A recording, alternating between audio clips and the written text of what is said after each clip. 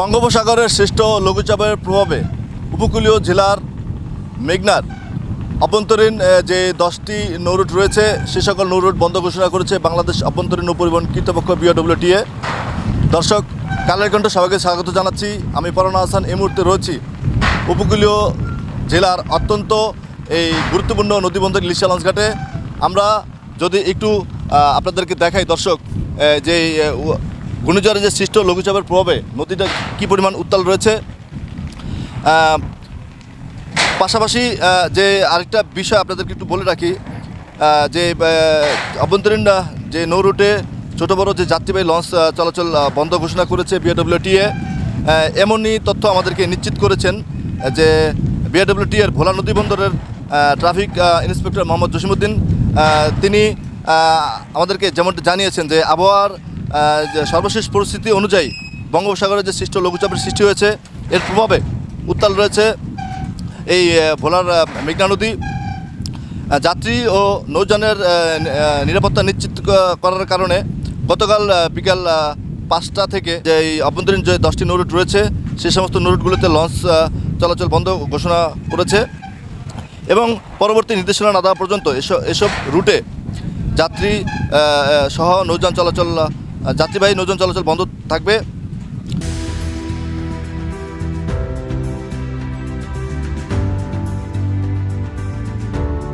তিনি আরেকটা বিষয় আমাদেরকে জানান যে যদি এর পরিস্থিতি আবহাওয়া পরিস্থিতি আরও অবনতি হয় তাহলে যে দূরপাল্লার যে যাত্রীবাহী নৌযান কিংবা লঞ্চ রয়েছে সেগুলো বন্ধ ঘোষণা করা হবে। তো যে অভ্যন্তরীণ 10টি নৌরুট বন্ধ ঘোষণা করা হয়েছে সে সকল নৌরুটগুলির মধ্যে রয়েছে দৌলতখান, আলেকজান্ডার, ইলিশা, লক্ষ্মীপুর, চরফ্যাশন, মনপুরা, চরফ্যাশন, হাতিয়া এবং তজুমুদ্দিন মনপুরা সহ অন্যান্য নৌরুট। তবে স্বাভাবিক রয়েছে ঢাকা থেকে যে জেলার বিভিন্ন প্রান্ত থেকে যে লঞ্চ চলাচল সেই সমস্ত লঞ্চ চলাচল স্বাভাবিক রয়েছে।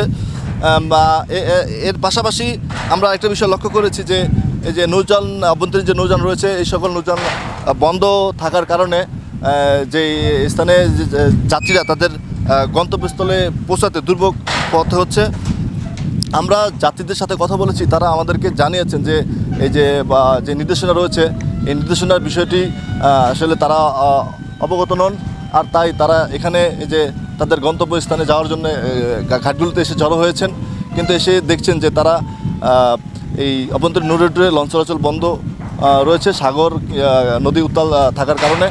তো এতে তারা দুর্ভোগের মধ্যে পড়ছেন এমনটি যাত্রীরা আমাদেরকে জানিয়েছেন এবং তারা আমাদেরকে বলছেন যে যাত্রী যেভাবে হোক তাদের যে নির্দিষ্ট গন্তব্যস্থল রয়েছে সে সকল গন্তব্যস্থলে তারা পৌঁছাবেন।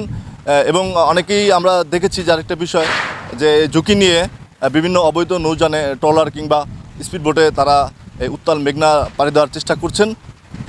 তো দর্শক, এই ছিল ভোলা থেকে আমার কাছে সর্বশেষ।